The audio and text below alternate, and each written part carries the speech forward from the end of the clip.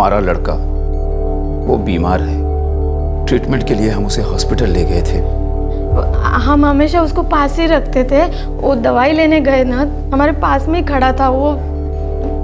ये कल दोपहर की बात है? जी सर। उसको ढूंढ लीजिए सर, वो खुद मैनेज नहीं कर सकता। क्या हुआ उसे? वो थोड़ा मानसिक रूप से बीमार है, लेकिन किसी को नुकसान नहीं पहुंचाएगा, लेकिन अकेले खुद कर भी नहीं सकता सर। उसको ढूंढना पड़ेगा सर, ढूंढ लीजिए। संजय नाम है? जी सर, संजय मूर्ति, 35 साल का है।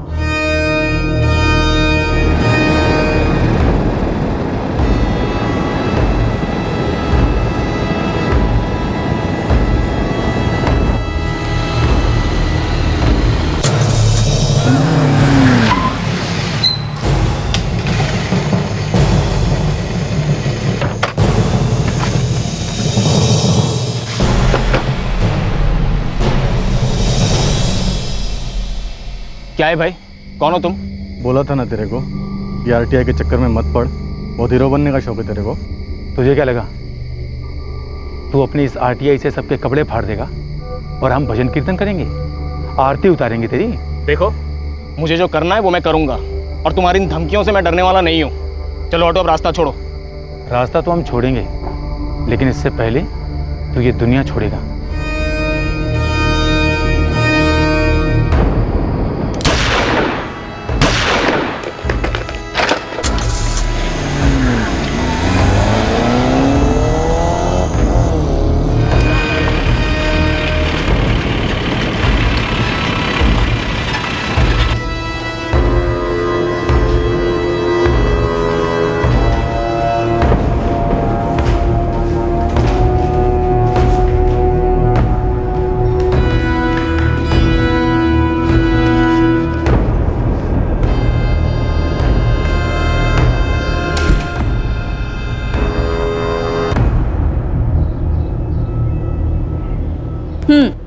ये रही आपकी चाय। गरिमा, प्रदीप का मर्डर हो गया।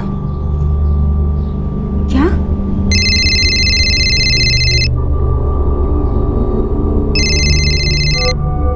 हेलो। क्यों बे दीपक उपाध्याय, खबर पड़ी कि नहीं? कौन बात कर रहा है? उस प्रदीप की तरह तू भी बड़ा उछल रहा है। ये लास्ट वार्निंग है। ये जो तेरी आरटीआई गिरी है, इसका दी एंड कर दे, आज के आज। हिम्मत है तो अपना चेहरा दिखा मुझे, सामने आके बात कर। दीपक उपाध्याय, अगर मैंने चेहरा दिखा दिया तो तुम अपने बीवी बच्चों के चेहरे कभी नहीं देखोगे। सुन तो। Hello hello. दीपक, फिर से धमकी? कुछ नहीं। दीपक, मुझे लगता है हमें पुलिस में कंप्लेंट कर देनी चाहिए। मम्मी, पापा, आप लोग पुलिस के पास क्यों जा रहे हो? अरे कुछ नहीं बेटा, वो बस ऐसे ही कुछ काम है। चलो तुम दोनों, बस आ गई होगी ना, जाओ। रुको रुको, मैं ड्रॉप करता हूँ गेट तक। क्यों पापा? अरे ऐसे ही बेटा, मतलब आप दोनों अकेले कैसे जाओगे? पर पापा, हम लोग तो रोज अकेले जाते हैं। आप ऐसे डरे हुए क्यों लग रहे हो? नहीं बेटा, ऐसी कोई बात नहीं है। चलो जल्दी निकलो, नहीं तो बस मिस हो जाएगी। Bye mummy. बाय बाय पापा। Bye.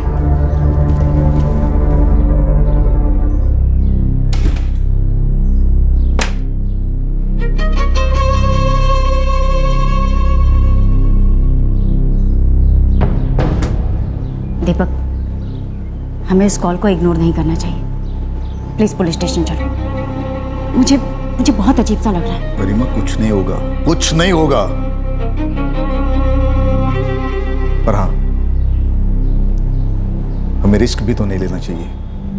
Right to information act, RTI, ये सच के सिपाहियों का वो रामबाण है जो भ्रष्टाचार का दहन कर सकता है। जाहिर है कई आरटीआई एक्टिविस्ट को रोजाना धमकियां मिलती हैं, जैसे कि दीपक उपाध्याय को मिली। पर दीपक के सर पर खतरे की तेज तलवार लटक रही थी। वो कई शक्तिशाली लोगों के रास्ते का कांटा बन चुका था। दीपक भी जान गया था कि फोन पर दी गई धमकी को हकीकत बनने में देर नहीं लगेगी।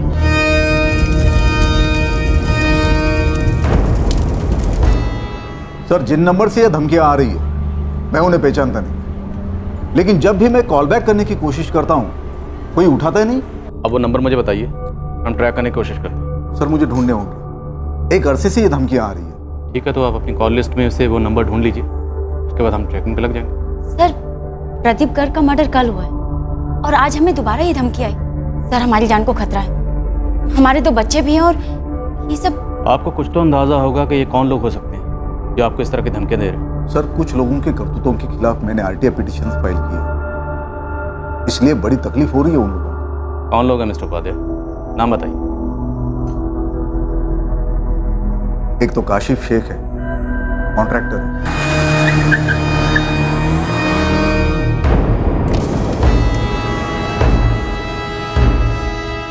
धीरज सैनी, काशिफ शेख का बिजनेस पार्टनर।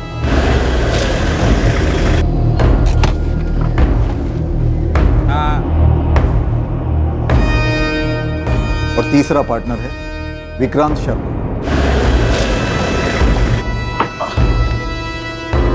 हेलो, हाँ मैं पहुंच गया हूँ। इन तीनों की एक कंस्ट्रक्शन कंपनी है। Schools, rehabilitation quarters, government buildings, सारी डील टेबल के नीचे से फाइनल होती है सर। ब्लैक मनी तो बोरियों में भर के आता था सर। मैंने आरटीआई के जरिए इन तीनों के कई भांडे फोड़े। देखिए, अगर आपकी वजह से इनका डायरेक्टली कोई नुकसान हो रहा होता तो ये लोग आपको ऐसे डायरेक्ट धमकी नहीं देते। हाँ जानता हूँ, किराए के लोगों से काम करवाएंगे आप। आप फिक्र मत कीजिए, एक बार ये किराए के टट्टू हाथ लग जाए, असली गुनाहगार कौन है ये भी पता चल जाएगा। मुझे मेरी फिक्र नहीं, लेकिन मैं नहीं चाहता कि मेरी वजह से मेरी फैमिली पर कोई आंच। सर, क्या मेरी फैमिली को पुलिस प्रोटेक्शन मिल सकता है? आप अर्जी दे दीजिए, डायरेक्टरेट से इसकी परमिशन लेनी पड़ेगी। और परमिशन मिलने तक? देखिए, मैं तो कहूँगा बेहतर होगा कि आप अपना नंबर चेंज कर लीजिए।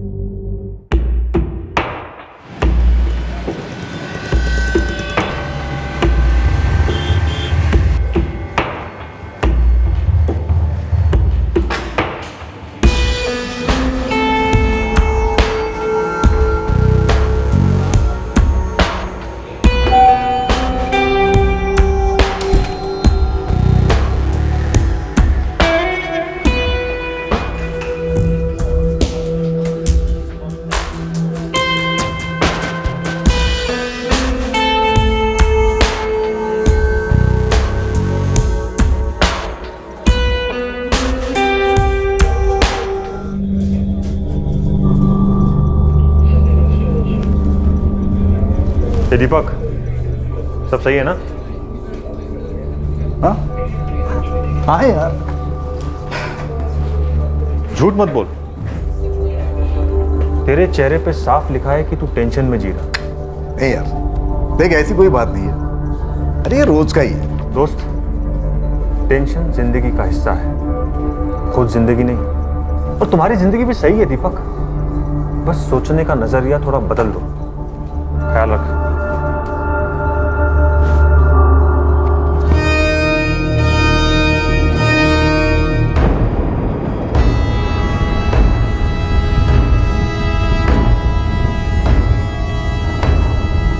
जीवन, समीर। हाँ मम्मा। चलो बेटा, चलकर खाना खा लो। चलो उठो। पापा के साथ खाएंगे, मैं अभी नहीं खाऊंगा। अरे हाँ, पापा के साथ बहुत सारी बातें भी करनी है। पापा को आने दो प्लीज प्लीज।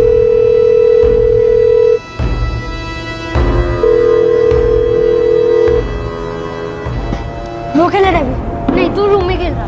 तो अरे तू हर बार तू नहीं खेलेगा। मम्मी आ जाएगी ना। देख तू हर बार ऐसे ही करता है। तू ऐसे करता है। जा जा तू जा। क्या कर रहे हो तुम दोनों? पहले खाना खाओ। मैंने कहा ना पहले खाना खाओ। जीवन, पहले खाना।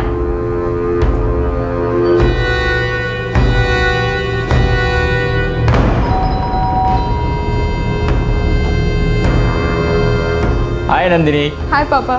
बेटा जल्दी आना, खाना साथ में खाते हैं। हाँ माँ।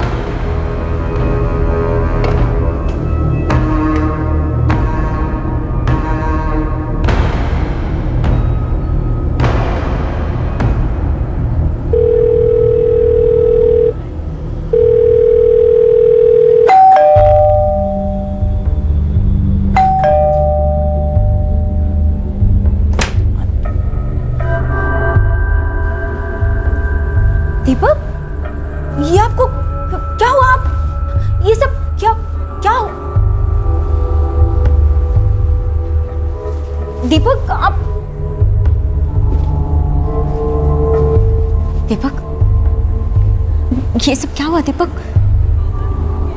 दीपक,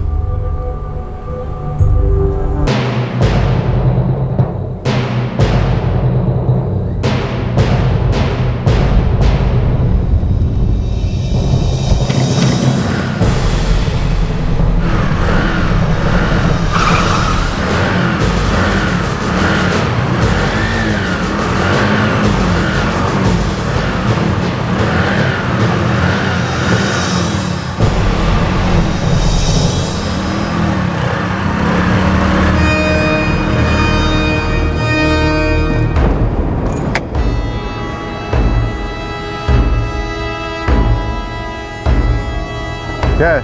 साले फेस टू फेस मिलना था ना तेरे को। कौन हो तुम लोग? मैं पूछ रहा हूँ, कौन हो तुम लोग?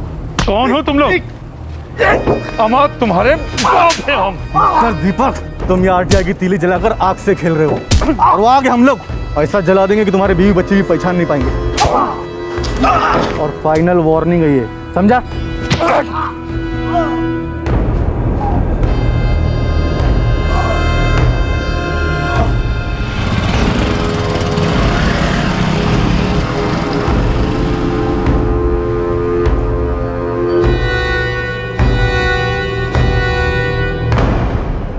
दीपक, दीपक मुझे बहुत डर लग रहा है।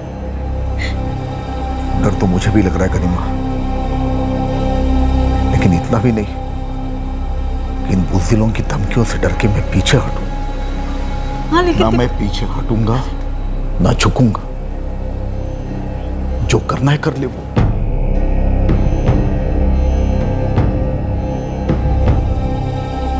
Bye mummy, bye mummy, bye पापा, बाय पापा, बाय बेटा। अरे रुको बच्चों, क्या हो तुम? अमीर, संभाल के जाना बेटा।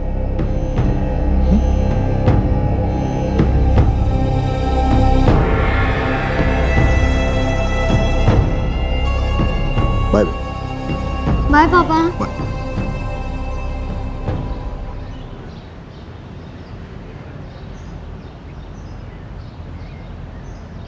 दीपक,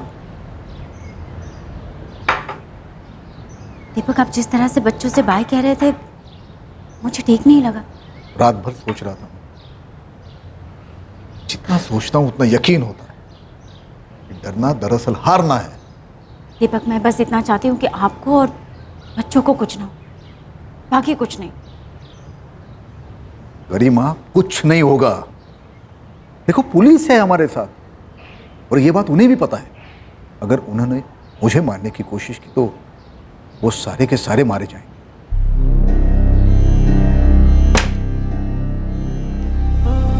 बाय गरिमा। बाय, संभाल कर जाइएगा।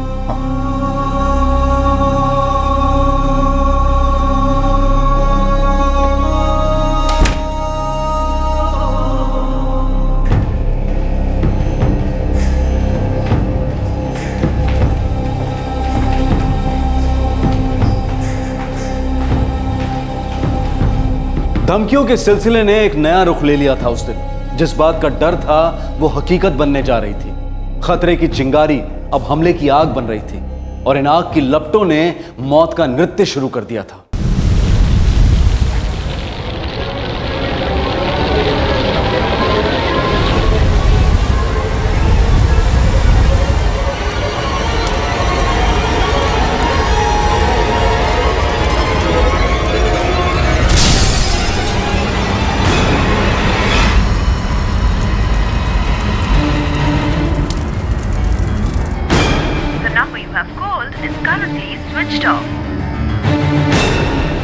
इनका फोन स्विच ऑफ कैसे?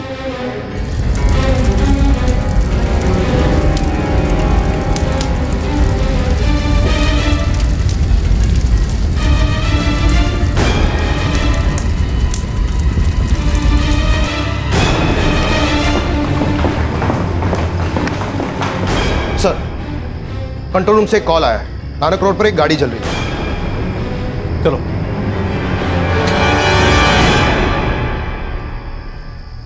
क्या हुआ मम्मी?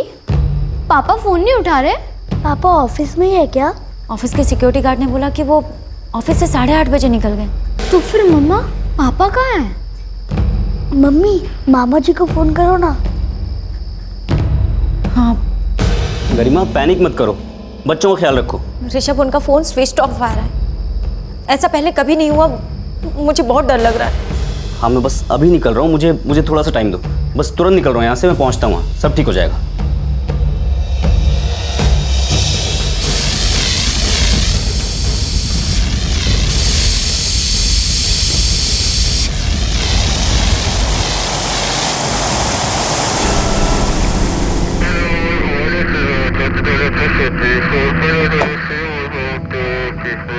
नवदेव सर अंदर एक लाश पड़ी हुई है, पूरी तरह से जली हुई। किसकी है, कुछ पता चला? कोई आइडेंटिटी वगैरह? चेक कर रहे हैं सर। रमेश, मोहित, बॉडी बाहर निकालो।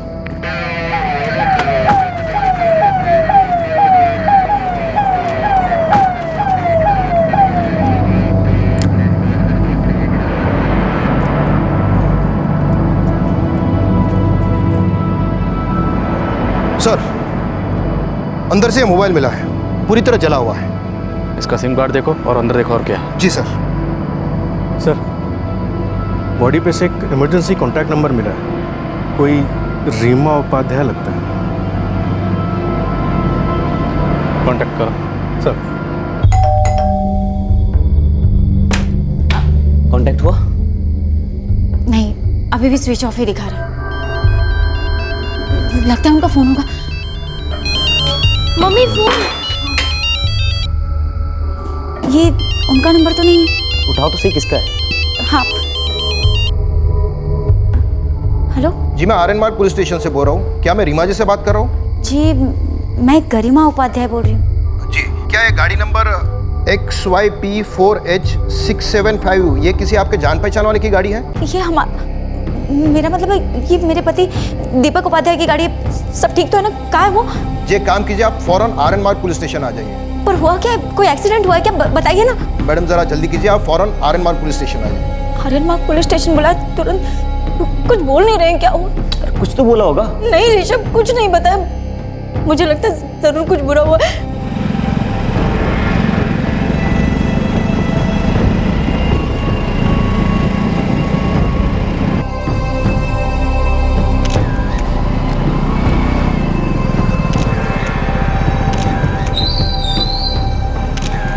ऋषभ, ये हमारी कार है ना? सर ये हमारी गाड़ी है। मेरे हस्बैंड कहाँ है? जी आप अंदर जाए, आपको पता चल जाएगा। अंदर चलते हैं, चल के देखते हैं। चल। हाँ पर ये गाड़ी देख तो। प्लीज इंस्पेक्टर साहब बताइए ना, क्या हुआ है? कहाँ मेरे पति? आप हमें कहाँ लेके जा रहे हैं इंस्पेक्टर साहब? आप बोल के मेरे, मैं कब से आपसे पूछ रही हूँ। सर दीपक कहाँ का? आइए।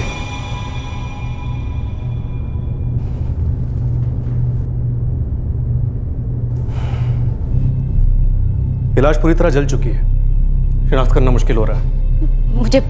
मुझे देखना, दिखाइए मुझे। क्या ये सारी चीजें आपके हस्बैंड की हैं?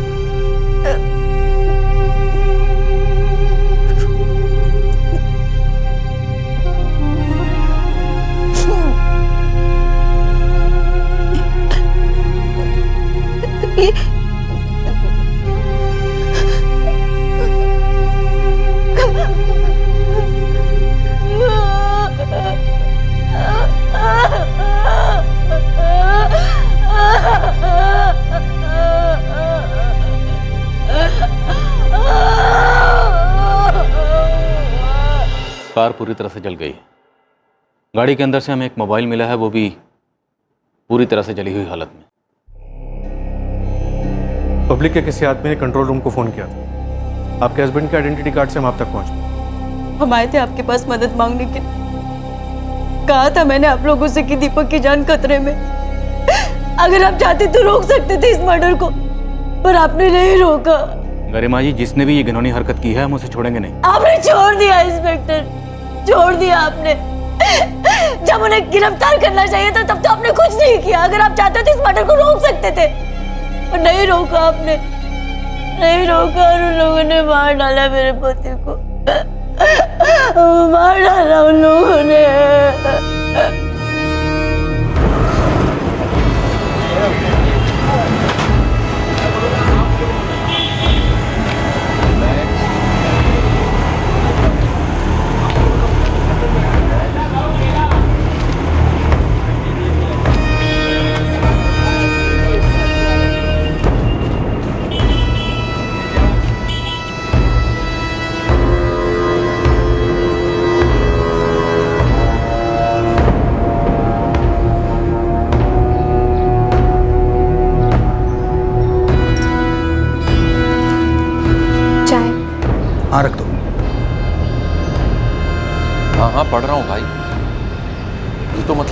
बवाल कर देगा।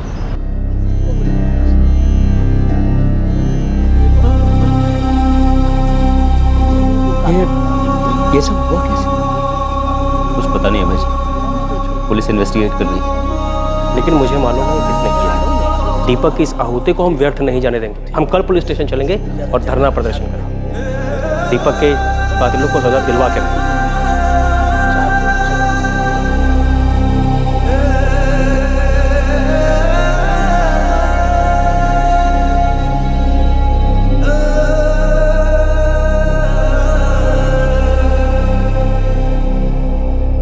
इस वक्त ये पता लगाना मुश्किल है कि पहले मार डाला गया है फिर लाश जलाई गई है या फिर इसे जिंदा जलाया गया है। इन्हें धमकियां दी जा रही थी कि इन्हें जिंदा जला दिया जाएगा। इधर आग बाहर से लगाई गई है या अंदर शॉर्ट सर्किट से आग लगी। अब आग लगाई गई है या लगी है, ये फाइंड आउट करने के लिए मुझे थोड़ा सा वक्त चाहिए ऑफिसर। बाहर से आग लगाना थोड़ा ऑब्वियस नहीं हो जाता? I mean, कातिल इतना डायरेक्ट अप्रोच करने की गलती करेगा? जिसने भी किया वो तो यही चाहेगा कि नहीं महज एक एक्सीडेंट ही लगे। इस वक्त ये बताना थोड़ा मुश्किल है ऑफिसर, मुझे पूरा एनालिसिस करना पड़ेगा, तब जाके मैं किसी डिसीजन पर पहुंच पाऊंगा कि आइदर ये एक्सीडेंट है या फिर मर्डर। सर वो सच में मुझे कुछ कह के नहीं गए कि वो कहाँ जा रहे हैं। काशिफ का फोन भी स्विच ऑफ है। वो कभी मुझे कुछ कहते नहीं है कि कहाँ जा रहे हैं, कब लौटेंगे, क्यों जा रहे हैं। आपके सारे रिश्तेदारों के फ़ोन नंबर और एड्रेसेस चाहिए मुझे अभी। सर मैं आपको कब से बोल रही हूँ सर, वो सुबह सुबह ही निकल गए। ये तो आप पहले भी कई बार कह चुकी हैं। मैं ये जानना चाहता हूँ कि वो गए कहाँ हैं। सर मुझे बताकर नहीं गए, मैं खुद उनसे कांटेक्ट करने की कोशिश कर रही हूँ। तुम यहीं रुको, जो कोई भी आ जाए उसके ऊपर निगाह रखो। चलो। मैं भगवान की कसम खा के कहती हूँ सर, मुझे नहीं मालूम विक्रांत कहाँ है। मैडम अगर अगले 6 घंटे तक विक्रांत नहीं मिला तो उसके खिलाफ अरेस्ट वारंट जारी करेंगे। इतना समझ लीजिए कोई रोज़ होने वाला चेक बाउंसिंग का केस नहीं है, मर्डर केस है, 1st degree murder. Kashif Sheikh, Dheeraj Saini और विक्रांत शर्मा, ये तीनों ही कॉन्ट्रैक्टर्स हैं। इनके खिलाफ मेरे पति दीपक उपाध्याय ने आरटीआई दर्ज की थी और इन तीनों की तरफ से उन्हें बार बार धमकियां आ रही थी। आपने पुलिस कंप्लेंट की थी? बिल्कुल की थी। हमने उन्हें बताया था कि हमें लगातार धमकियां आ रही। हमने पुलिस प्रोटेक्शन के लिए अर्जी भी दी थी जो हमें नहीं मिली। मेरे पति दीपक उपाध्याय कोई पावरफुल इंसान नहीं थे, वो एक सर्वसाधारण नागरिक थे जो आरटीआई के औजार के जरिए इस देश का भला करना चाहते थे। दीपक उपाध्याय अमर रहे, अमर रहे, अमर रहे। दीपक उपाध्याय अमर रहे, अमर रहे, अमर रहे। दीपक उपाध्याय को न्याय दिला कर रहेंगे, दिला कर रहेंगे, दिला कर रहेंगे। दीपक उपाध्याय के कातिलों को बख्शा नहीं जाएगा, नहीं जाएगा, नहीं जाएगा। हमने इन्वेस्टिगेशन शुरू कर दी, लेकिन वो तीनों कॉन्ट्रैक्टर धीरज, काशिफ और विक्रांत अभी तक गिरफ्तार नहीं हुए। वो इस वक्त फरार हैं, लेकिन हमारा सर्च ऑपरेशन जारी है। और वो मिलेंगे नहीं क्योंकि उन्हें जानबूझकर फरार होने का मौका दिया गया है। ये ऐसी बात नहीं है। उन्हें गिरफ्तार करने के लिए हमारे पास ठोस सबूत होने चाहिए। हम सबूत जुटाने की कोशिश कर रहे हैं। एक बार सबूत हमारे हाथ में आ गए तो उनसे सवाल किए जाएंगे। फरार हैं तो सवाल कैसे करेंगे आप? पहले पकड़ेंगे फिर सवाल करेंगे। और फिर वो बड़ी आसानी से निकल जाएंगे और आप उन्हें बड़ी आसानी से और मासूमों को मारने के लिए छोड़ देंगे, जैसा कि दीपक के साथ हुआ। मैं आपको विश्वास दिलाता हूँ कि दीपक उपाध्याय के कातिलों को पकड़ा जाएगा, जरूर पकड़ा जाएगा। हत्यारे तो किराए के किलर्स होंगे, असली हत्यारों तक कभी आप पहुंच भी पाएंगे? बड़ी मछलियां कभी छोटे छोटे जालों में फंसी हैं इंस्पेक्टर। दीपक उपाध्याय अमर रहे, अमर रहे, अमर रहे। दीपक उपाध्याय अमर रहे, अमर रहे, अमर रहे। दीपक उपाध्याय के कातिलों को बख्शा नहीं जाएगा, नहीं जाएगा, नहीं जाएगा। दीपक उपाध्याय के कातिलों को बख्शा नहीं जाएगा, नहीं जाएगा, नहीं जाएगा। दीपक उपाध्याय अमर रहे, अमर रहे, अमर रहे। दीपक उपाध्याय अमर रहे, अमर रहे, अमर रहे। प्रोटेस्ट, प्रदर्शन और आंदोलन आग की तरह फैल गए। दीपक की पत्नी गरिमा ने भी पुलिस पर बराबर प्रेशर बनाए रखा, पर इस सब के बावजूद वो 3 एक्यूज्ड न पुलिस के हाथ लग रहे थे न मीडिया के। और फिर अचानक वो तीनों पुलिस स्टेशन में आ धमके।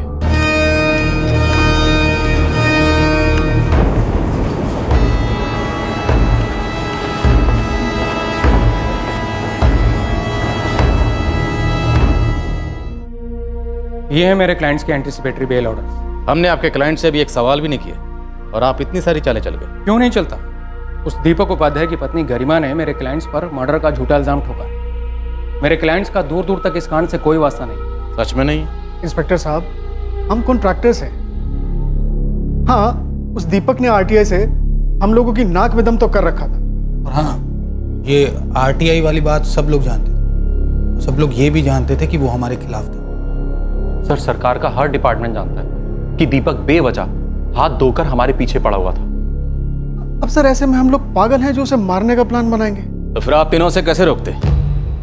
दीपक उपाध्याय ने आरटीआई की जो तलवार आप तीनों के सिर पर लटका रखी थी, उस तलवार को हटाने के लिए आप तीनों कौन सा पैंतरा अपनाते? सर हम उसे समझाते, उससे बात करते आराम से। और अगर वो नहीं मानता तो हम उसे दोबारा से समझाते। अब फिर भी नहीं समझता तो उसे धमकाते। अब फिर भी नहीं समझता तो उसे रास्ते से हटा देते। सर ये धमकाने वाली बात महज एक वहम है दीपक की बीवी का इंस्पेक्टर। 3 रात पहले दीपक को रास्ते में रोककर धमकी दी गई थी कि अगर वो अपनी हरकतों से बाज नहीं आया तो उसे जिंदा जला दिया जाएगा, उसकी लाश भी पहचान में नहीं आएगी। और ठीक वैसा ही हुआ है। लेकिन उससे पहले आपने एक एनसी रजिस्टर की थी जिसमें हम तीनों के नाम थे।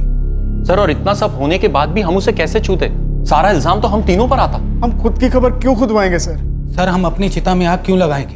ये तीनों के तीनों झूठ बोल रहे हैं सर। काशिफ शेख, धीरज सैनी और विक्रांत शर्मा, यही तीनों है मेरे पति के मर्डर के पीछे। गरिमा जी, हमने इन तीनों की अच्छी तरह से पूछताछ की, इनके फोन कॉल्स, इनकी हर डिटेल को चेक किया। अभी तक हमें एक भी ऐसा सुराग नहीं मिला जो इन तीनों को आपके पति दीपक उपाध्याय की मौत से जोड़ता। सर ये आपके लिए कोई पहली बार तो नहीं होगा ना जहाँ किसी खूनी ने बहुत ही बारीकी से अपने सारे के सारे सबूत मिटा दिया। लेकिन आप आरटीआई से उठाकर देख लीजिए सर, मेरे पति के पास इनके खिलाफ सबूत ही सबूत थे। हमने वो सबूत भी चेक किए, बल्कि इन तीनों ने खुद माना है कि इनको दीपक उपाध्याय से परेशानी थी। वो नाराज थे दीपक उपाध्याय से, लेकिन उनका कहना है फिर भी उन्होंने दीपक उपाध्याय का कत्ल नहीं किया। वो झूठ बोल रहे हैं, इस बात का हमारे पास कोई सबूत नहीं। तो फिर कौन और क्यों करेगा सर? कोई सरफिरा आकर तो करेगा नहीं ना। सर इन तीनों ने ही मारा है मेरे पति को, क्योंकि दीपक उनका भांडा फोड़ने वाले थे। आप एक बार दोबारा से जोर देकर सोचिए इस बात पर। ऑफिसर, हमने एक एक पुर्जा चेक किया, एक एक वायर चेक किया, बट नो, ये शॉर्ट सर्किट का केस नहीं। आग बाहर से लगाई गई है। आग लग गई है, लगाई गई है? लगाई गई। देखो, पूरी कार की बॉडी के ऊपर पेट्रोल छिड़का गया, गाड़ी के चारों तरफ और जमीन पर हमें पेट्रोल के ट्रेसेस। दीपक उपाध्याय कार के अंदर था, तो क्या ये पॉसिबिलिटी है कि पहले दीपक उपाध्याय को मार दिया गया हो, फिर उसकी लाश और कार दोनों को जला दिया गया? ऑफिसर, मैं इतना श्योरिटी के साथ कह सकता हूँ कि पूरी गाड़ी की बॉडी के ऊपर पेट्रोल छिड़का गया। विक्टिम कार के अंदर था और खिड़कियां और दरवाजे बंद थे। अगर ऐसा था तो दीपक गाड़ी में आग लगने से पहले या तो मर चुका था या फिर वो बेहोश था। कैसे कह सकते? सर, उसका मोबाइल पूरी तरह से जल चुका था। अब अगर वो जिंदा होता या होश में होता तो किसी को फ़ोन करने की कोशिश करता कि गाड़ी में आग लग गई है, मैं फंस गया हूँ, मुझे आके बाहर निकालो, या खुद कुछ करके बाहर निकलने की कोशिश करता। क्या इस केस का कोई दूसरा या तीसरा एंगल हो सकता है? कहीं ऐसा तो नहीं इन 3 कॉन्ट्रैक्टर्स को सामने लाकर असलियत को दबाया जा रहा हो? सर, कोई पर्सनल मैटर भी हो सकता है।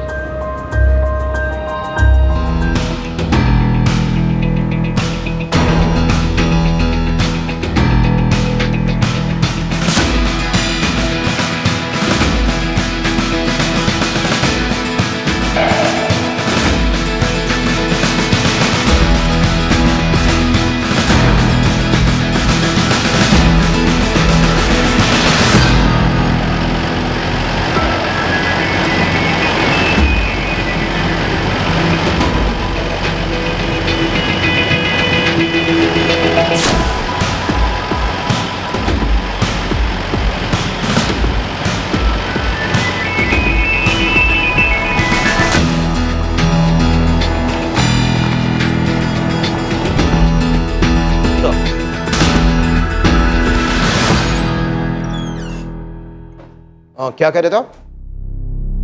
ये नंदिनी है, हमारी बेटी नंदिनी। क्या हुआ इन्हें? ये मिसिंग है। Good morning inspector Ashwini, Dharmesh Thakur बोल रहा हूँ। हाँ इंस्पेक्टर ठाकुर। ये पेपर में एक न्यूज़ पढ़ रहा था, कार में जलकर कोई सुसाइड का केस। परसों रात का केस है। ये माजरा क्या है? यार हमें पहले लगा मर्डर है, जली हुई कार, बुरी तरह से जली हुई लाश, तो हमने उसका एड्रेस निकाला, उसके फोन से उसके भाई का नंबर भी मिला। उसके घर पहुंचे तो देखा उसके बीवी बच्चे भी मरे हुए, उसी ने उन्हें पहले मार डाला था और नोट भी लिख गया। वैसे इस केस में इंटरेस्ट कैसे? तुम्हारे किसी केस से कोई ताल्लुक? आपके इस केस से एक बात चमकी मेरे दिमाग में, शायद इससे मेरे केस में कुछ मदद हो। Thank you inspector Ashwini, thank you very much.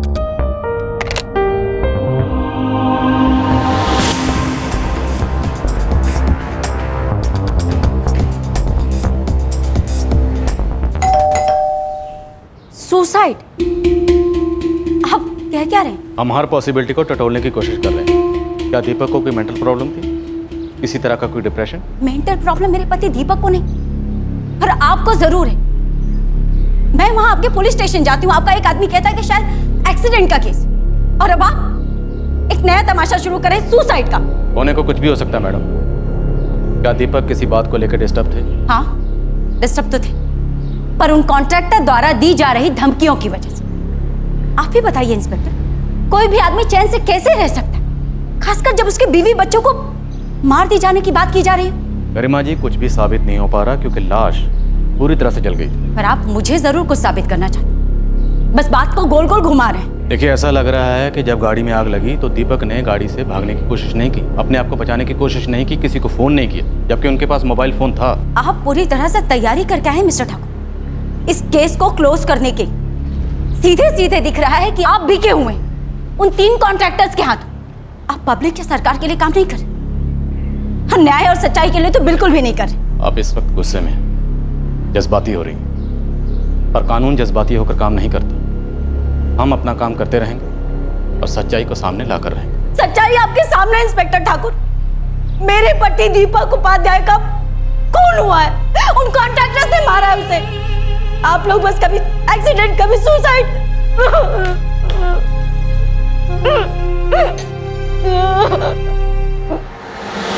ये कोई पर्सनल मामला हो सकता है। बस लग रहा है कि ये कोई पर्सनल मामला है।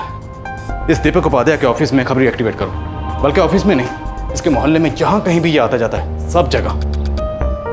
शायद हम कुछ मिस कर रहे हैं और वो हमें चीख चीख कर पुकार रहे हैं। सर, आरटीआई एक्टिविटीज को लेकर दीपक को मिली धमकियों और अटैक वाला एंगल पुलिस को इस केस में आगे नहीं ले जा रहा था। अब उन्होंने सभी व्यक्तिगत मामलों को टटोलना शुरू किया। फिर एक दूसरे केस ने दीपक उपाध्याय केस पर एक अलग किस्म की रोशनी डाली, और इस रोशनी में एक दरवाजा खुला, और इस दरवाजे के साथ एक बहुत ही अजीब पिटारा खुला जिसने इस केस को सर के बल उलट दिया।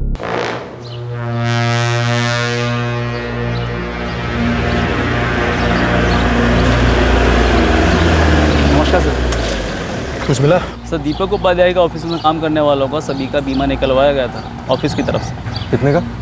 45 लाख रुपए का बीमा था दीपक का, जिस पर अब उसकी वाइफ और उसका साला दोनों क्लेम करने पर तुले हुए हैं। कुछ झोल लग रहा है क्या? नहीं, झोल का तो नहीं पता, लेकिन हाँ, उसका ऑफिस में एक बहुत ही खास दोस्त है, अरुण यादव। कुछ बोला वो? मुझसे तो कुछ नहीं बोला, लेकिन आप पूछेंगे तो शायद आपको कुछ बोल दे। हेलो, अरुण यादव जी बोल रहा हूँ। आप कौन? पीएसआई नवदीप डागर बोल रहा हूँ, आरंगमार्ग पुलिस थाने से। दीपक उपाध्याय के बारे में कुछ बात करनी थी तुमसे। जी कहिए, क्या जानना चाहते हैं आप? वही जो हम नहीं जानते और शायद तुम जानते हो। थाने आ जाओ।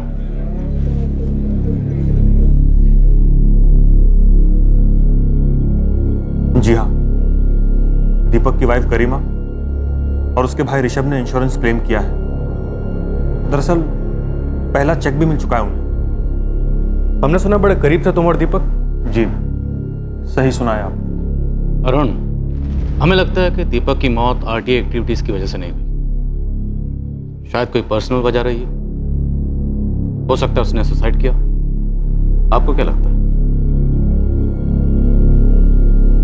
आपकी जुबान खामोश है लेकिन चेहरा बहुत कुछ बोल रहा है। दीपक किस बात को लेकर डिस्टर्ब था?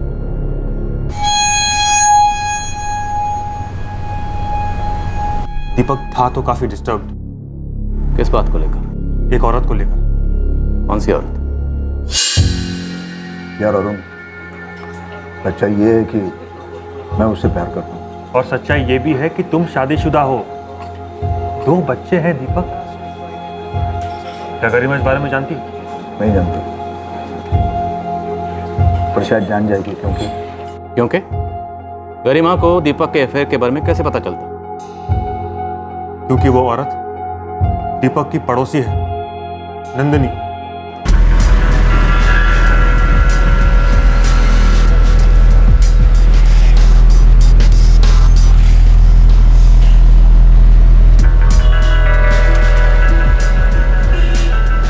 मैं नंदिनी को ऑफिस ड्रॉप करता था कभी कभी, फिर ये कभी कभी रोज रोज का हो गया। फिर ड्रॉप करते करते, पिकअप करते करते कब प्यार हुआ पता ही नहीं चला।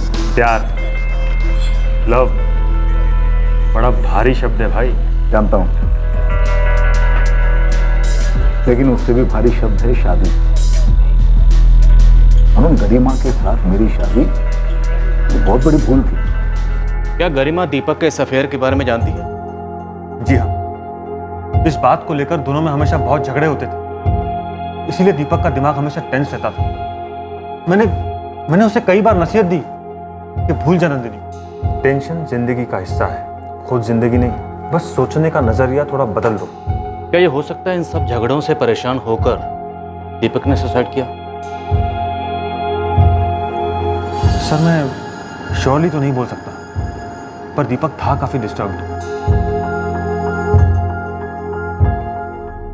वो लोग इस केस को क्लोज करना चाहते हैं,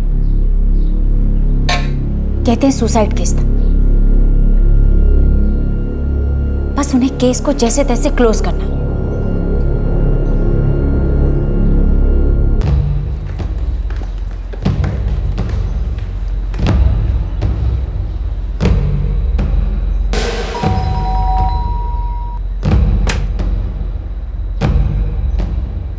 जी, नंदिनी मिसिंग है। क्या? 1 हफ्ता पहले वो घर से गई थी, तब से हमें उसकी कोई खबर नहीं है। हम ढूंढ ढूंढ के थक गए, हमने पुलिस कंप्लेंट भी लिखवाई थी। लेकिन ऐसे अचानक कहाँ चली गई? हमारे पड़ोसी दीपक उपाध्याय की मौत के बाद वो बहुत मायूस हो गई थी। उसने नौकरी से रिजाइन भी कर दिया था, किसी से कुछ नहीं बोलती थी, पूरा दिन बैठी रहती थी चुपचाप।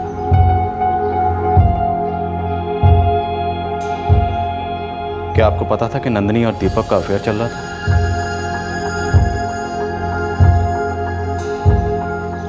जी पता था। आपको क्या लगता है दीपक उपाध्याय ने सुसाइड किया होगा? ये हम कैसे कह सकते हैं? उसकी मौत की खबर सुनने के बाद तो हम सुन्न हो गए थे। हमें नंदिनी की बहुत चिंता सताने लगी थी। नंदिनी दीपक से बेहद प्यार करती थी और उसकी मौत के बाद वो टूट सी गई। इंस्पेक्टर, जैसे भी वो आप उसे ढूंढ निकाली।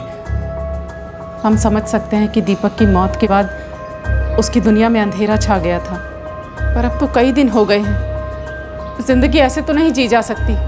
लेकिन नंदिनी गई कहाँ? पता नहीं इंस्पेक्टर, पर कई अखबारों में हमने इश्तिहार दिए, उसकी फोटोग्राफ छपवाई, पर कोई रिस्पॉन्स नहीं। हम समझ ही नहीं पा रहे हैं कि इंतजार का दुख हमें क्यों दे रही है वो।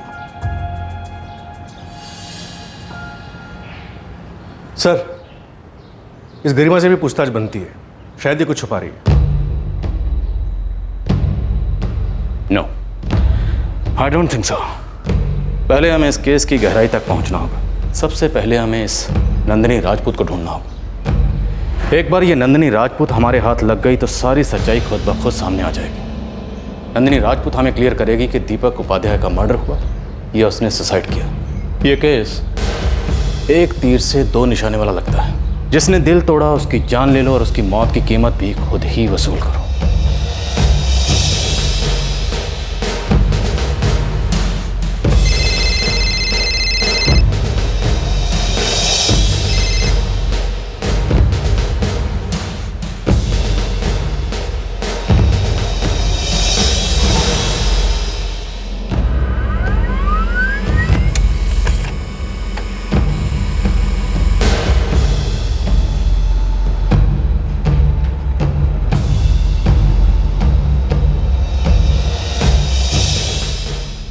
सर, एक बात तो क्लियर है, एक अरसे से नंदिनी और दीपक उपाध्याय दूसरे के साथ टच में थे, लेकिन दीपक की मौत के 2 दिन पहले से दोनों टच में नहीं थे, ना ही फोन कॉल्स पे और ना ही SMS पे। और जिस दिन से दीपक की मौत हुई है तब से नंदिनी का मोबाइल भी ऑफ है।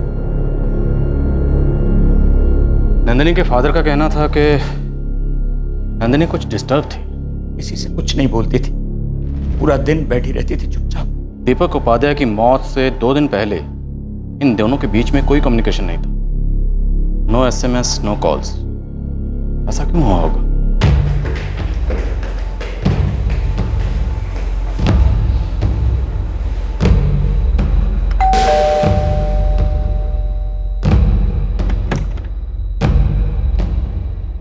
मेरे बच्चे मेरी बहन के घर गए, पर आप क्यों पूछ रहे हैं? मिसेस उपाध्याय, आपका भाई ऋषभ कहाँ है? वो वहां अपने घर होगा, पर बात क्या है बताइए तो। आपके अलावा और इस बात को कौन जानता था कि आपके पति का अफेयर आपकी नेबर नंदिनी राजपूत के साथ चल रहा था? आप तो जानती थी, फिर भी ये बात आपने हमें नहीं बताई। कोई तो वजह रही होगी जिसकी वजह से आपने ये बात हमसे छुपाई। वजह ये थी इंस्पेक्टर कि आप लोग इस केस को कभी सुसाइड कभी एक्सीडेंट पता नहीं क्या क्या करार दे रहे थे, जबकि सच्चाई ये है मेरे पति को उन कॉन्ट्रैक्टर्स ने जलाकर मार डाला। मैं नहीं चाहती थी कि उनके अफेयर वाली बात की वजह से ये केस कहीं और गुम रहा हो। आप एक बात समझ लीजिए इंस्पेक्टर, मेरे पति के अफेयर से इस मर्डर केस का कोई ताल्लुक नहीं, समझे आप? हमने जो समझना था समझ लिया, अब आप भी ये समझ लीजिए, आपके पति की मौत का अगर कोई कारण है तो वो उनका पर्सनल अफेयर है। अब आशिकी में किसने जान दी, किसने जान ली, ये हम बहुत जल्दी पता लगा लेंगे। आप जो भी बोलना चाहते हैं साफ साफ बोलिए। साफ साफ तो आपको बोलना चाहिए था मैडम, लेकिन आप तो चुपचाप बैठी रही, जबकि हम कोई और ही एंगल पकड़कर तहकीकात करते रहे। ये केस मर्डर का है या सुसाइड का, अगर कोई शख्स जानता है तो वो शख्स आप हैं। चलिए मान लेते हैं कि मेरे पति की उस लड़की के साथ दोस्ती थी, खास किस्म की दोस्ती या जो भी, लेकिन मेरे पति उसके लिए, उस लड़की के लिए सुसाइड नहीं कर सकते, बल्कि वो किसी भी कारण के लिए सुसाइड नहीं कर सकते इंस्पेक्टर। उनके 2 बच्चे हैं, 1000 जिम्मेदारियां थी उनके सर पर। आपके पति नंदिनी राजपूत से शादी करना चाहते हैं? सवाल ही नहीं उठता इंस्पेक्टर, वो किसी के लिए भी हम तीनों को नहीं छोड़ सकते थे। फिर भी आपको इस बात का डर तो था? हाँ था मुझे इस बात का डर कि एक दिन अचानक से वो मुझे छोड़कर चले ना जाए। आप दोनों में बहुत झगड़े होते थे? मैंने कहा ना इंस्पेक्टर कि मेरे पति का मर्डर उन 3 कॉन्ट्रैक्टर्स ने करवाया। वो उनकी वजह से परेशान थे, उनकी धमकियों की वजह से परेशान थे। वो भी बहुत परेशान थी, बहुत डिस्टर्ब थी गायब होने से पहले। वैसे वो है कहाँ? कौन? आपकी पड़ोसन नंदिनी राजपूत। मुझे क्या पता? इसके सारे कॉल्स टाइप करो, ये कहाँ जाती है, किससे मिलती है, क्या करती है, हर मिनट की डिटेल चाहिए। जो औरत अपने पति का अफेयर छुपा सकती है वो कुछ भी छुपा सकती है।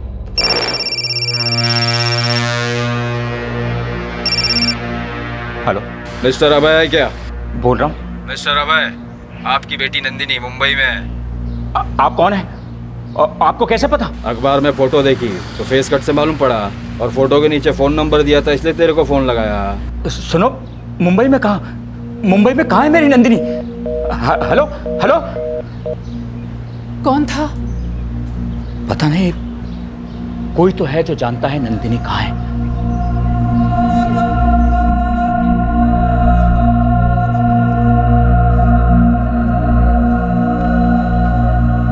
दीपक भैया के कातिल का कुछ पता चला है ऋषभ? नहीं, पुलिस अपना काम कर रही है। कोई प्रूफ मिला है? कुछ बात आगे बढ़ी? मुझे क्या पता कविता।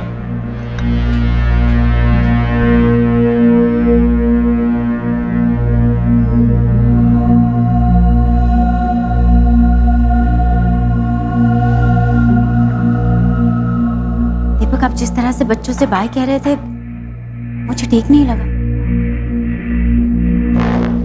सर, किसी ने नंदिनी के पिता अभय को फोन किया, बोला नंदिनी मुंबई में। और कुछ नहीं बोला? अपना नाम वाम कुछ भी? नहीं सर, अज्ञात कॉलर था। नंबर ट्रैक किया? मुंबई के कांदिवली इलाके से था, किसी पीसीओ से। मुंबई? माजरा क्या है? क्या गेम चल रहा है?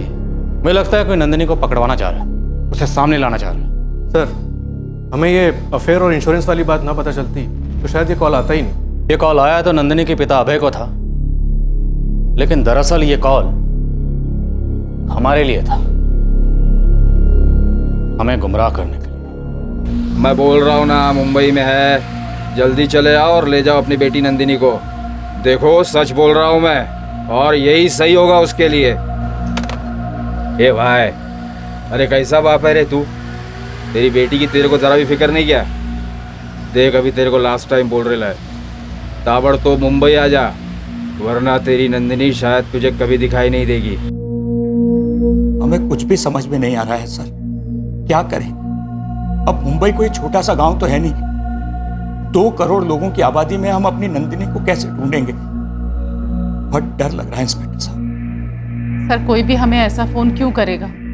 हमारी बेटी को कोई तो खतरा होगा। सर, बाकी के दोनों फ़ोन कॉल्स भी वहीं से ट्रेस हुए हैं, मुंबई के कांदीवली इलाके से। दोनों अलग अलग पीसीओ से किए गए। मुंबई के कांदीवली इलाके में आपका कोई रिश्तेदार है? मुंबई? नहीं सर, वही तो मैं कह रहा था, मुंबई में हमारा कोई नहीं है। दोनों बार एक ही बंदे ने फ़ोन किया था? आई मीन दोनों बार आवाज़ सेम थी? वही आवाज़ थी सर, बहुत भारी सी आवाज़ है उस आदमी की। ये फ़ोन कॉल्स महज फ़ोन कॉल्स नहीं है, दरअसल इशारे हैं। किताब नहीं समझी सर, हालात ठीक नहीं। मुंबई पुलिस को इन्फॉर्म करो, उनकी मदद की जरूरत पड़ेगी। चूहे बिल्ली का खेल शुरू हो गया, खेलना तो पड़ेगा।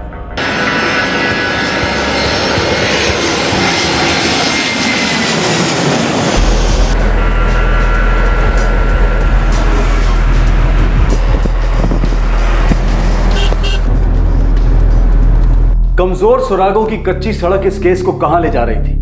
मुंबई का रहस्यमय पीसीओ कॉलर सिर्फ नंदिनी का पता जानता था या फिर दीपक की मौत का राज भी खोलने वाला था? राज के जाल फैलते जा रहे थे। मुंबई शहर में आई गाजियाबाद की पुलिस टीम को अब एक से एक तगड़े झटके मिलने लगे।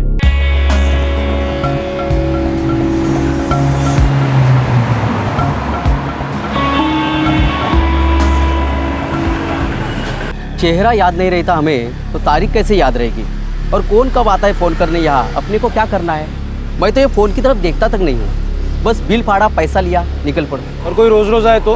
मोबाइल का ज़माना ऐसा है, रोज़ रोज़ स्टडी करने कौन आता है यार? सर दूसरे पीसीओ पर चलते हैं।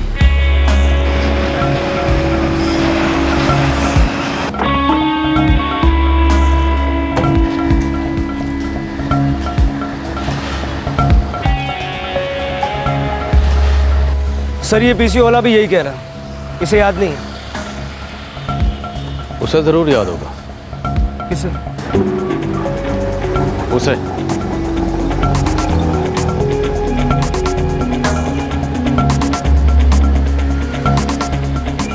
इस महीने की 21 तारीख 1:45 से 2:15 के बीच का फुटेज मिलेगा? हाँ सर, ज़रूर मिलेगा। हम लोग तो 3-3 महीने का फुटेज संभाल कर रखते हैं, क्या पता कब काम आ जाए।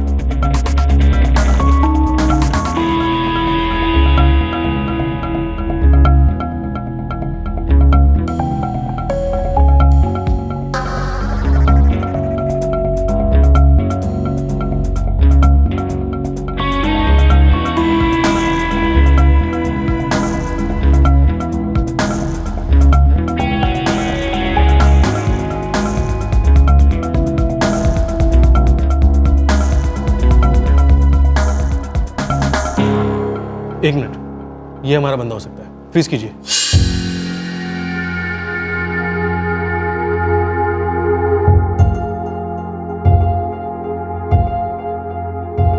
जरा इसकी टी शर्ट पर जूम करिए।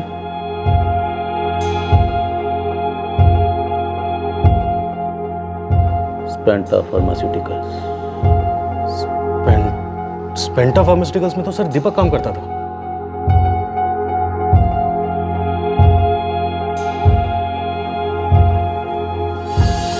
यहाँ आसपास कोई स्पेंटा फार्मा की ब्रांच या फैक्ट्री है?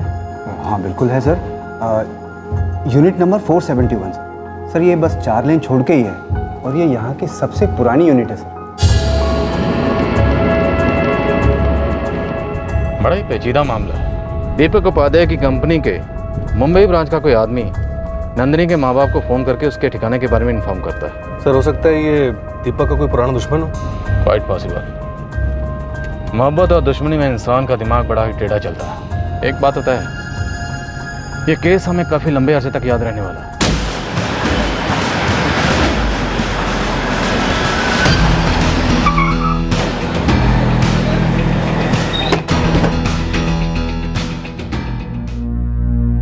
सर ये तो तरुण सिन्हा मालूम होता है।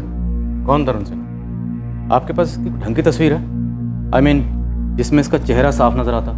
कोई रिकॉर्ड है इसका आपके पास? ऑफ कोर्स, इसकी सारी डिटेल्स इसके बायोडाटा और जॉइनिंग फॉर्म में मिलेगा। वैसे इसने अभी अभी ज्वाइन किया हुआ है, 1 महीना भी पूरा नहीं हुआ। ज्यादा से ज्यादा 3 हफ्ता पकड़ लो। 3 हफ्ते? मतलब दीपक की मौत के 1 हफ्ते बाद? सर इन दोनों का आपस में कुछ ना कुछ कनेक्शन जरूर है।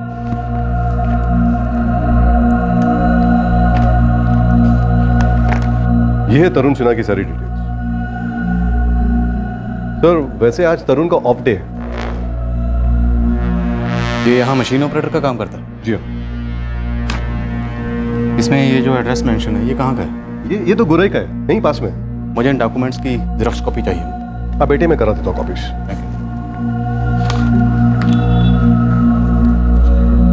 पावड़े साहब, इस बंदे पे 24 घंटे निगरानी रखनी होगी। पॉसिबल है?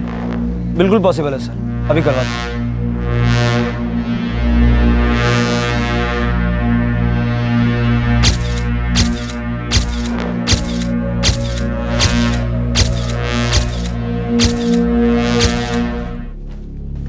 सर, ये रहे कॉल रिकॉर्ड्स, टोटल लिस्ट है। ये तरुण सिन्हा तो काफी खामोश किस्म का इंसान लगता है।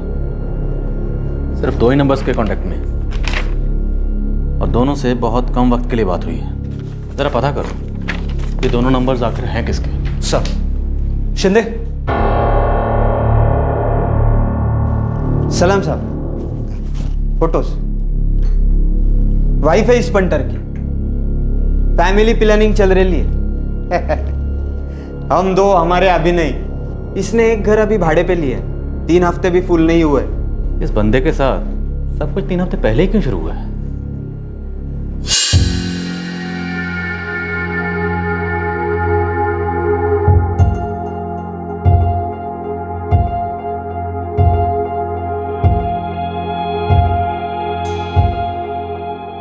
चेहरा जरा देखो गौर से।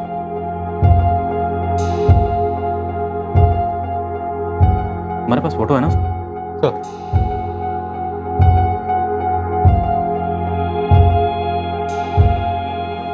देखो, चलती है ना? एकदम जेरॉक्स कॉपी। इससे मिलता है सर। अगर ये दोनों चेहरे मिलते हैं तो क्या ये केस वही केस है जिसके लिए हम मुंबई आए, या ये कोई और केस बनने वाला है?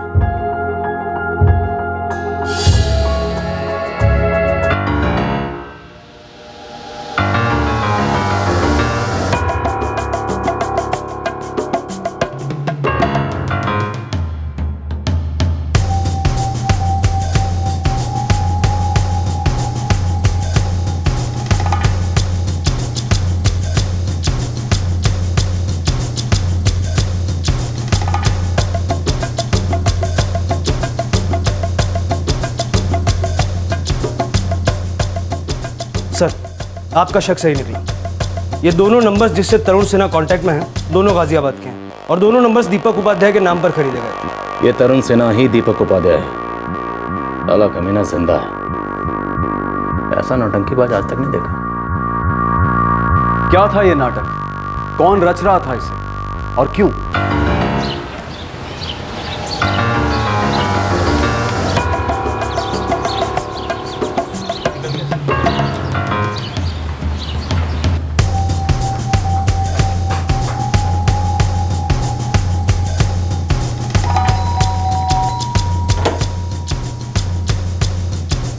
नंदिनी राजपूत।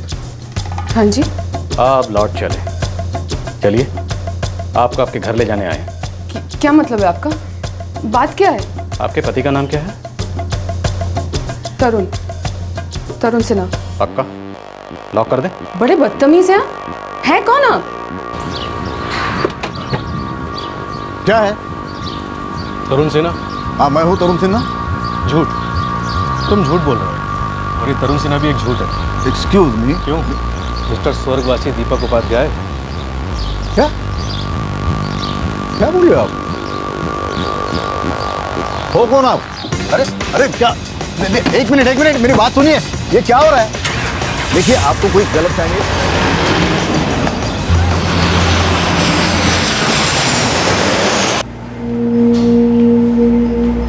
मैं अपनी मर्जी से मुंबई आई थी। मर्जी आपकी, तैयारियां दीपक की। अच्छी पार्टनरशिप है। देखिए, ये दीपक नहीं तरुण है, तरुण सिन्हा। मैं इनसे दीपक की डेथ के बाद मिली थी। ओह हाँ, अच्छा, आप इनसे दीपक की डेथ के बाद मिली थी। मिलते ही फट से प्यार हो गया, फट से शादी हो गई। आप तो मतलब इंस्टेंट नूडल्स को भी कंपटीशन दे रही है मैडम। सर, क्या दीपक उपाध्याय लगा रखा है? I am not Deepak Upadhyay, I am Tarun Sinha. झूठ है। नो, सच है। आरटीआई, कुछ याद आया? राइट टू इंफॉर्मेशन, सच जानने का हक। सच जानने का हक तो हमारे पास भी है कि सच क्या है, दीपक उपाध्याय या तरुण सिन्हा।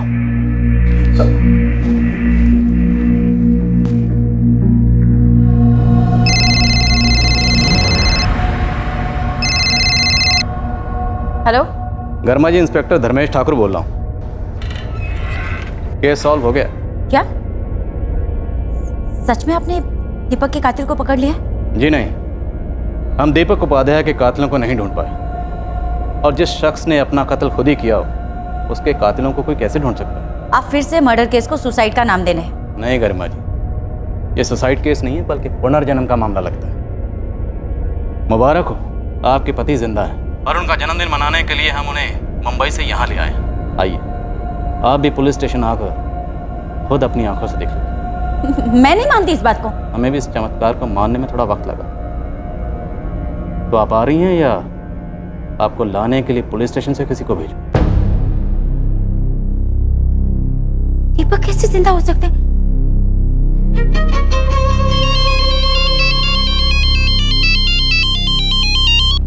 हाँ गरिमा, ऋषभ, पुलिस स्टेशन से कॉल आया था। कुछ मिला क्या? हाँ, वो लोग कह रहे हैं कि दीपक जिंदा है। क्या? हाँ, मुंबई में कहीं मिले, उन्हें यहाँ लेकर आ रहे हैं। लेकिन ये कैसे हो सकता गरिमा?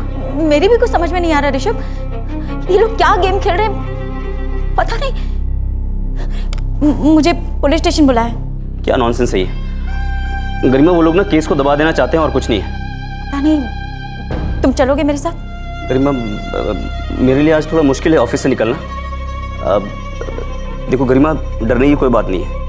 वो लोग ना केस को क्लोज करना चाहते हैं और कुछ नहीं है, और तुम हर बात उनकी मानने की जरूरत भी नहीं है।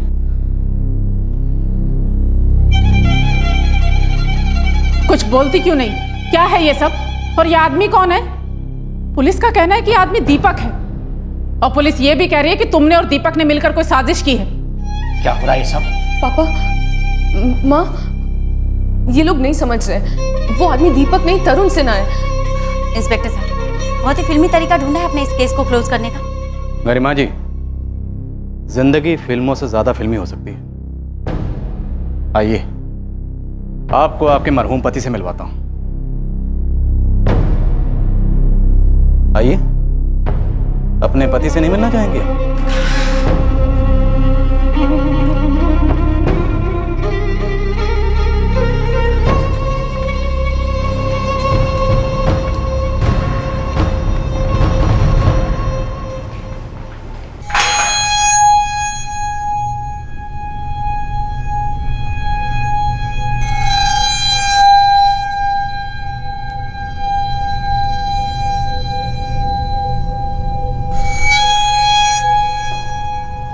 दीपक उपाध्याय, आपके पति।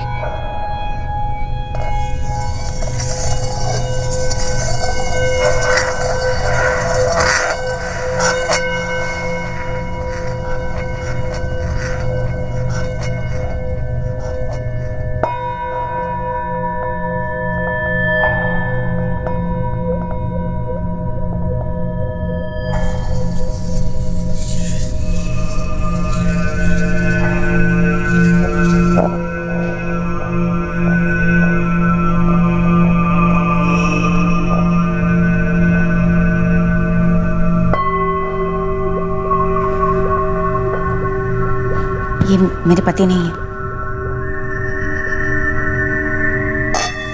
ये वाकई में मेरे पति नहीं। सर, क्यों इन सब की और मेरी जिंदगी के साथ ऐसा गंदा मजाक कर रहे हैं आप? क्यों? ये दीपक है कौन? देखिए, मैं कोई दीपक वीपक नहीं हूं। मैं तरुण सिन्हा था, मैं तरुण सिन्हा हूं, और मैं तरुण सिन्हा ही रहूंगा। मुझे दीपक उपाध्याय बनाने पे क्यों तुले आप? अरे मैं कोई और कैसे हो सकता हूं?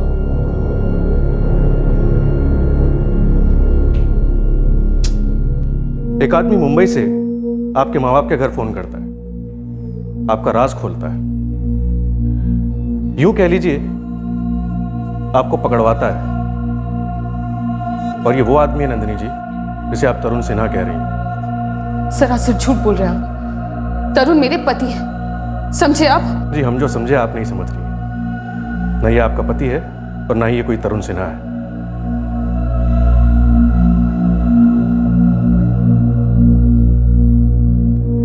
जो भी हो, ये मेरे पति नहीं है।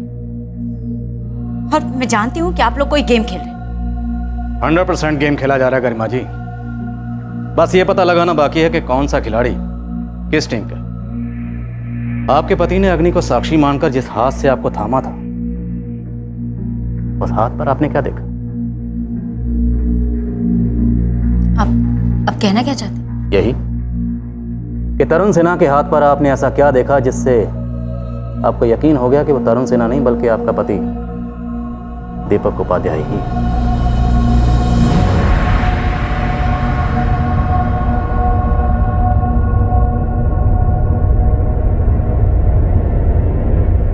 नंदिनी जी, ये आदमी आपका राज खुलकर आपसे पीछा छुड़वाना चाह रहा है, ऐसा क्यों?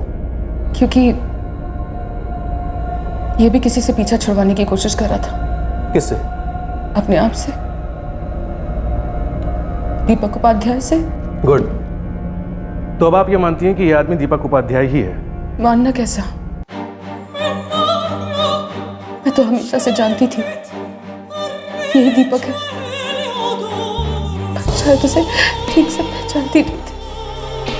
वो दीपक ही है, मेरे पति दीपक उपाध्याय। वो अपना हुलिया चाहे जितना भी बदल ले, पर अपने हाथ पर का वो निशान वो कभी नहीं मिटा सकते।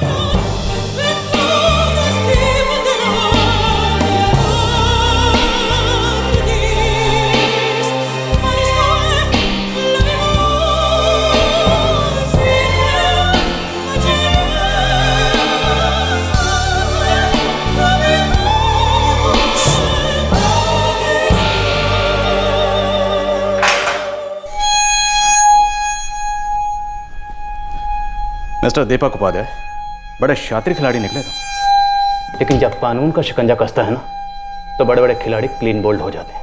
तुम्हारी पत्नी गरिमा तो इस बात को कबूल करने के लिए तैयार ही नहीं थी कि तुम उसके पति हो। तो तुम्हारी वो दूसरी पत्नी नंदिनी, उसने भी सच उगलने में बहुत मेहनत करवाई। देखिए सर, सच तो यह है कि मैं तरुण सिन्हा हूँ। मिस्टर दीपक उपाध्याय और तरुण सिन्हा, हम सच को उगलवाने के लिए उंगली को टेढ़ा नहीं करते, झूठ को टेढ़ा कर देते हैं और फिर उसे उल्टा लटका देते हैं। सच अपने आप हलक से बाहर आ जाता है। इस केस का सबसे बड़ा झूठ तुम हो। तुम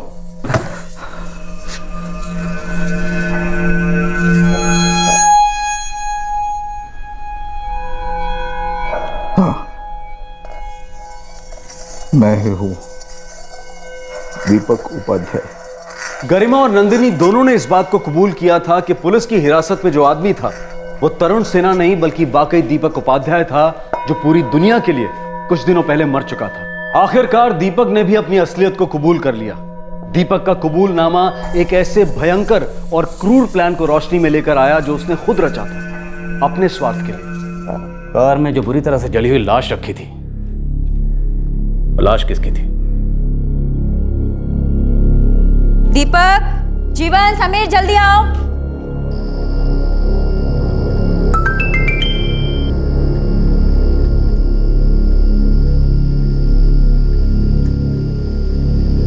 मैंने देहरादून की टिकट्स बुक कर ली है, फ्राइडे रात की। रिटर्न ट्यूसडे के लिए है, चलेगा ना? नाउ कम ऑन, गरिमा के साथ कोई एक्सक्यूज बना लेना काम को लेकर। ऑफिस में एक्सक्यूज बना लेना फैमिली हॉलीडे के बहाने। ओके, कल ही छुट्टी के लिए अप्लाई कर देना ऑफिस में, भूलना मत। नंदिनी, मेरे बारे में नहीं तो कम से कम अपने बच्चों के बारे में सोचा होता, इस घर के बारे में सोचा होता, जिसे बनाने के लिए दिन रात मैंने खून पसीना एक किया। दीपक, दीपक, तुमने और नंदिनी ने मिलकर मेरी और मेरे बच्चों की जिंदगी बर्बाद की। मैं आखिरी सांस तक तुम दोनों को नहीं छोड़ूंगी। सुना तुमने? नहीं छोड़ूंगी मैं तुम दोनों को। नंदिनी और मेरे अफेयर को छुपाने की मैंने लाख कोशिश की, छुपा नहीं पाया। सर, मैं उसे कह नहीं पाया कि अब मैं उसे प्यार नहीं करता। जीजा जी क्या कर रहे हैं आप? ये गरिमा का कोई ख्याल नहीं है? ऋषभ, ये क्या जीजा जीजा जी लगा रहे हो? देखो, तुम पहले मेरे दोस्त थे ना, तो साले तो बाद में बने हो। मैं अपनी बहन का भाई हमेशा से था और रहूंगा। देखो ऋषभ, मैं नंदिनी से प्यार करता हूँ और आगे भी करता रहूंगा। आपका ये प्यार मेरी बहन और उसके बच्चों की जिंदगी बर्बाद कर रहा दीपक। मन करता ना यहीं पे तुम्हें जान से मार डालूं मैं। तुम्हें क्या लगता है मैं उन तीनों को ऐसे ही छोड़कर चला जाऊंगा? तो पागल हो गए हो क्या? मैं उन तीनों की जिंदगी पूरी तरह से सेट करके जाऊंगा। वो भी खुश, मैं भी खुश। वादा करता हूं कि तू भी खुश रहेगा। गरिमा मुझे समझ ही नहीं पा रही थी, पर मेरा दोस्त, मेरा साला ऋषभ, वो समझ गया सर कि मेरे दिल में क्या था। मैं बहुत बुरी तरह से डिप्रेशन में चला गया। मेरे मन में सुसाइड के ख्याल आते थे। मैं सोचता था कि खत्म कर दो ये सब कुछ, जान दे दो अपनी।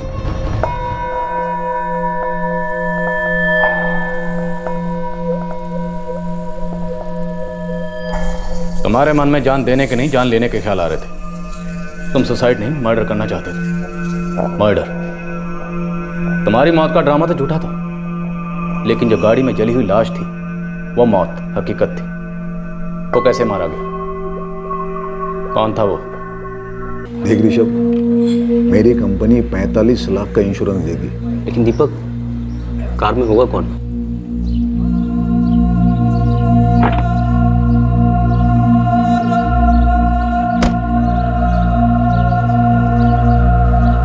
अरे सुनो, अरे सुनो,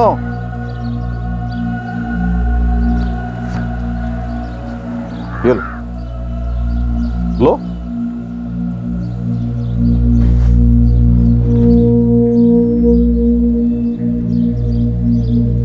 अरे क्या कर रहे हो? क्या कर रहे हो? हाँ, क्या कर रहे हो? भूख लगी है? भूख लगी है? खाना खाना है?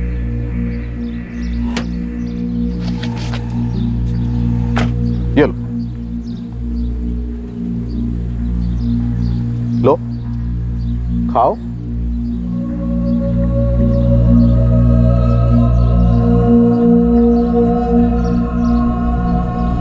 वो आदमी मेंटली ठीक नहीं है। रोज मेरे ऑफिस के आसपास ही दिखाई देता है।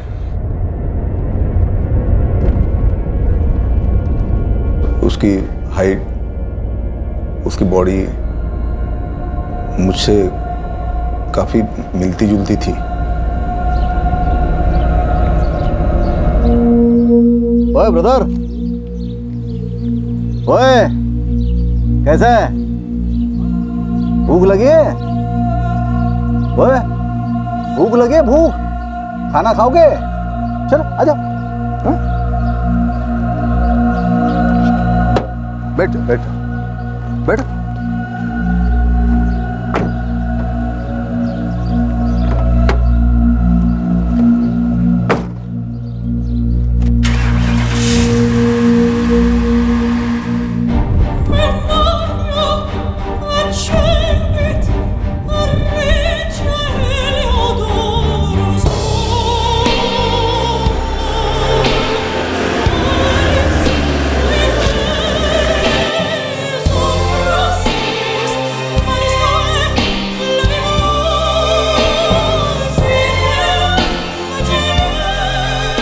कौन था वो आदमी?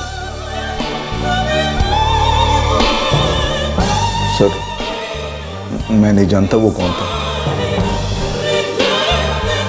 शायद वो खुद भी नहीं जानता था कि वो कौन था।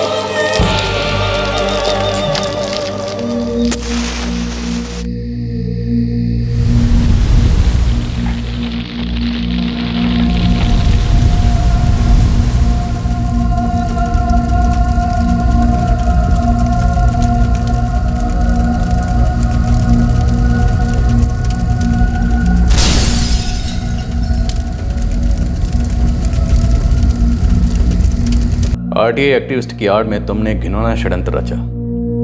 पर आरटीआई को लेकर वो धमकियां, क्या वो धमकियां वाकई तुम्हें मिल रही थी? उस प्रदीप की तरह तू भी पड़ाव चल रहा है। ये लास्ट वार्निंग है। मुझे मेरी फिक्र नहीं है, लेकिन मैं नहीं चाहता कि मेरी वजह से मेरी फैमिली पर कोई आंच। सर, क्या मेरी फैमिली को पुलिस प्रोटेक्शन मिल सकता है?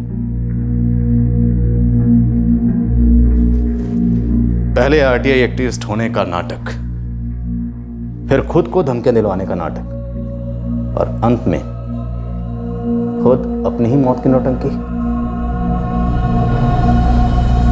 इस ड्रामे में फरेब था, धोखा था और निर्दयी हत्या थी, और इस सब के बीच एक प्रेम कहानी भी थी, दीपक और नंदिनी की। इस अवैध प्यार की कीमत थी 45 लाख रुपए, जो बतौर इंश्योरेंस गरिमा को मिलने वाले थे।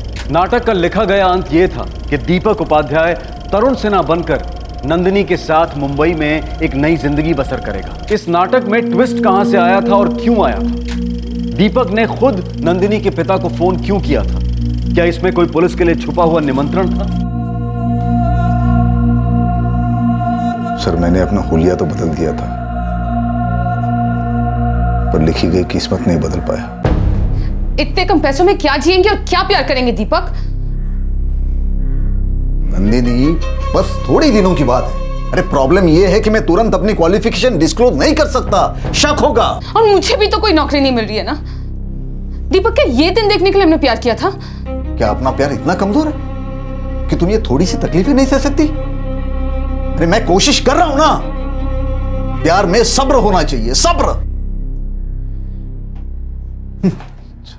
सर, यहां जब मैं दीपक उपाध्याय था तो करियर के काफी ऊंचे पायदान पर था, लेकिन जब मैं तरुण सिन्हा बना और मुंबई शिफ्ट हुआ तो मेरी हैसियत काफी कम थी, सैलरी कम थी, इसलिए ये जॉब नंदिनी को पसंद नहीं था। हमारे झगड़े होने लगे। उस वक्त मुझे एहसास हो गया कि मैंने बहुत बड़ी गलती की है। मैंने नंदिनी से कहा कि खत्म कर देते इस रिश्ते को। देखो नंदिनी, हम एक दूसरे के लिए नहीं बने हैं, तुम वापस चली जाओ। उसने नहीं माना।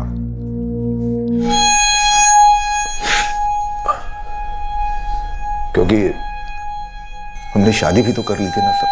शादी? तुमने नंदिनी से शादी कब की? मर्डर के बाद? और असली नामों के सर्टिफिकेट है? दीपक उपाध्याय, तरुण सिन्हा या फिर कुछ और? शादी दरअसल मर्डर के बहुत पहले कर ली थी, जब मैं गरिमा के साथ था। हाँ माँ, प्यार था वो, प्यार था वो। पूरी तरह से हो चुके थे हम एक दूसरे के। 1 साल पहले हम दोनों ने शादी कर ली थी और मुझसे ये सब लड़कों को देखने का चक्कर संभाला नहीं जा रहा था, सो भाग गई उसके साथ। तुम भाग गई उसके साथ, पर वो तुम्हें अपने से दूर भगाना चाहता था।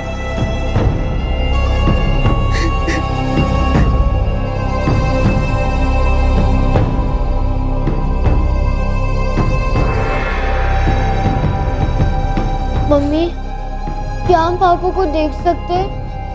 देखना है तो देख लो बेटा, पर मैं नहीं जानती कि क्या वो वही आदमी है जो तुम दोनों से और मुझसे इतना प्यार करता।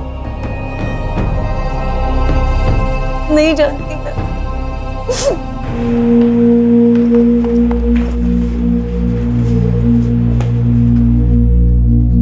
कहां छुपा रखा ऋषभ को?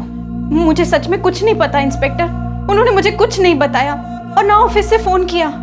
दरअसल सुबह से उनका फोन भी स्विच ऑफ आ रहा है।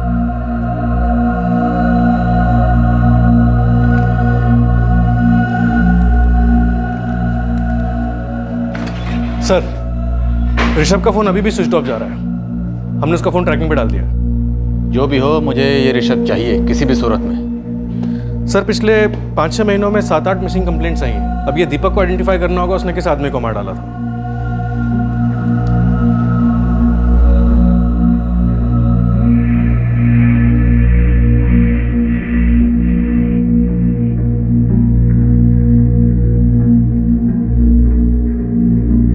संजय मूर्ति सर, 5 महीने से मिसिंग था, मेंटल पेशेंट था। इसके माँ बाप इसे यहाँ इलाज के लिए लेकर आए थे।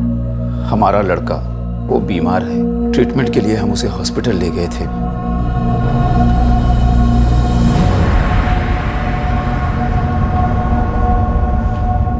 मिस्टर मूर्ति, मिसेस मूर्ति, बड़े अफसोस के साथ आपको बताना पड़ रहा है कि आपका बेटा संजय अब इस दुनिया में नहीं रहा।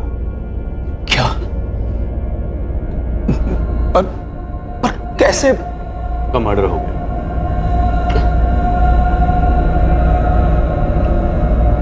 क्यों?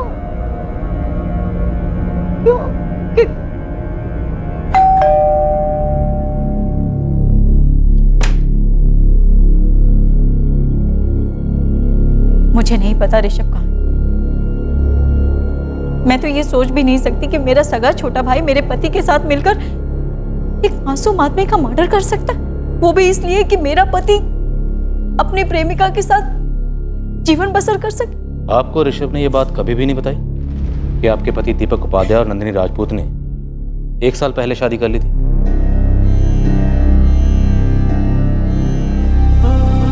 शादी 1 साल पहले?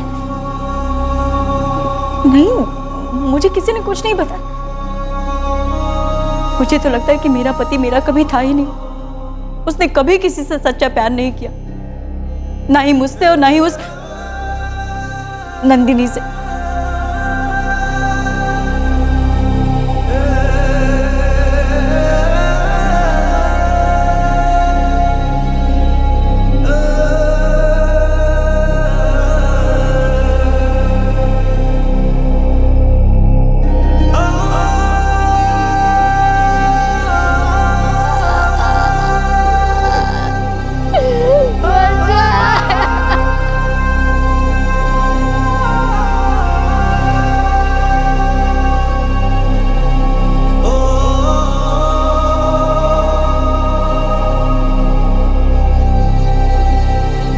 दीपक उपाध्याय को आईपीसी की धारा 302 के तहत मर्डर के चार्ज पर गिरफ्तार किया गया है। उस पर 120 बी के तहत क्रिमिनल कॉन्स्पिरेसी, 201 के तहत डिसअपीयरेंस ऑफ एविडेंस, 420 फ्रॉड के लिए, 466 और 468 फॉर्जरी और चीटिंग के आरोप भी लगाए गए हैं। मर्डर के चार्जेस को छोड़कर बाकी सभी चार्जेस नंदिनी राजपूत पर भी लगाए गए हैं। गरिमा अपने पति दीपक को एक आरटीआई हीरो समझती थी। वो उसके नंदिनी के साथ चल रहे अफेयर को भी मजबूरन नजरअंदाज कर रही थी। लेकिन जब उसे दीपक और नंदिनी की शादी और दीपक द्वारा किए गए मर्डर के बारे में पता चला तो वो विश्वास ही नहीं कर पाई। संजय एक मासूम और दिमागी रूप से कमजोर पेशेंट जो उस शहर में ट्रीटमेंट के लिए आया था, अस्पताल से भटक गया और सीधे एक भयानक मौत के जबड़े में जा गिरा। एक ऐसे भेड़िए के हाथों मारा गया जो अपनी ही मौत का नाटक रच रहा था। इंसान चाहे जितना नाटक रच ले, झूठ का जाल बुन ले, लेकिन एक सच हमेशा अटल रहता है, क्राइम नेवर पेज। चोरी हमेशा पकड़ी ही जाती है। कोई भी मुजरिम कभी भी चैन की नींद नहीं सो पाता है। उसके घर और जमीर के दरवाजे पर या तो पछतावा दस्तक देता है या फिर कानून की हथकड़ी। आपसे फिर मुलाकात होगी क्राइम पेट्रोल सतर्क में एक और नए केस के साथ। तब तक अपना ख्याल रखें, सुरक्षित रहें और याद रखें, सही वक्त सही कदम, सतर्क रहें।